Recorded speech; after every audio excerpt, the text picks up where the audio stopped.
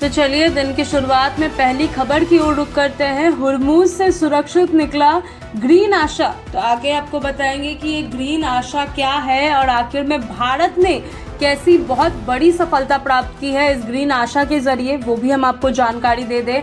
पश्चिम Asia में बढ़ते तनाव और ईरान पर 28 फरवरी को हुए हमले के बाद से वैश्विक तेल और गैस आपूर्ति पर गहरा असर पड़ रहा है। जी हाँ, आप जानते हैं जिस प्रकार से पिछले कुछ समय से लगभग अब 1 महीने से ऊपर होने जा रहा है जिस प्रकार से गैस की आपूर्ति चल रही है, गैस माध्यम से मिल नहीं पा रहे हैं, क्योंकि ये अर्थव्यवस्था की संकेत ईरान, इजरायल और अमेरिका के बीच छिड़े जंग की वजह से है।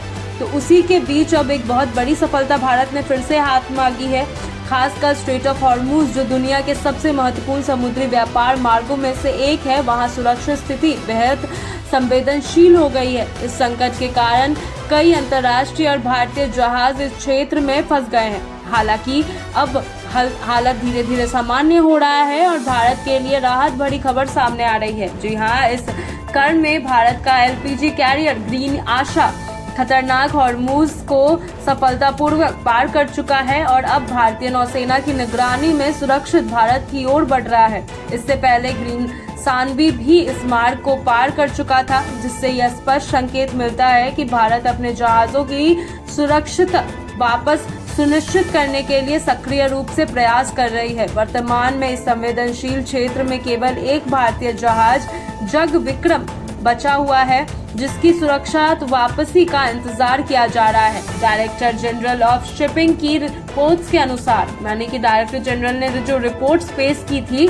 उसके अनुसार 3 अप्रैल को ग्रीन सानवी के सफलतापूर्ण हुर्मुज पार करने के बाद रविवार को ग्रीन आशा ने भी यह जोखिम भरा सफर पूरा किया। ग्रीन आशा के निकलने के बाद अब केवल जग विक्रम ही इस खतरनाक क्षेत्र में मौजूद है, जो भारतीय नौसेना के निर्देशों की प्रतीक्षा कर रहा है ताकि सुरक्षित मार्ग से बाहर निकला जा सके। इससे पहले भी 2 अन्य एलपीजी टैंकर्स इस रास्ते को पार कर भारत पहुंच चुके हैं। ग्रीन सानवी जहाज जो 46,655 मैट्रिक टन एलपीजी लेकर लौट रहा है के 7 अप्रैल को गुजरात के भरूच जिले के दहेज बंदरगाह पहुंचने की उम्मीद है। वहीं VWTYR नामक एलपीजी कैरियर फिलहाल मुंबई के बाहरी बंदरगाह क्षेत्र में ship to ship transfer operation के जरिए अपना माल उतार रहा है। एक अन्य जहाज BWELM को 4 अप्रैल को चेन्नई के एत्रोन बंदरगाह की ओर मोड़ा जाएगा। पिछले सप्ताह भी कई सकारात्मक घटनाएं सामने आई है। जगवसंत नामक जहाज जो 47,612 मैट्रिक टन एलपीजी लेकर आ रहा था, सफलतापूर्वक गुजरात के कच्छ स्थित कांडला बंदरगाह पहुंचा। इसके अलावा पाइन गैस ने न्यू मैंगलोर बंदरगाह पर 45,000 मैट्रिक टन एलपीजी की आपूर्ति की। इस घटनाओं ने यह स्पष्ट होता है कि भारत अपनी ऊर्जा आपूर्ति श्रृंखला को बनाए रखने में सफल रहा, भले ही क्षेत्रीय तनाव कितना भी अधिक क्यों ना हो। शिपिंग मंत्रालय की रिपोर्ट्स के मुताबिक वर्तमान में कुल 16 भारतीय जहाज फारसी खाड़ी में 4 ओमान की खाड़ी में, 1 अदन की खाड़ी में और 2 लाल सागर में मौजूद है। इनमें से फारसी खाड़ी में मौजूद 5 जहाज शिपिंग कॉरपोरेशन ऑफ इंडिया के हैं।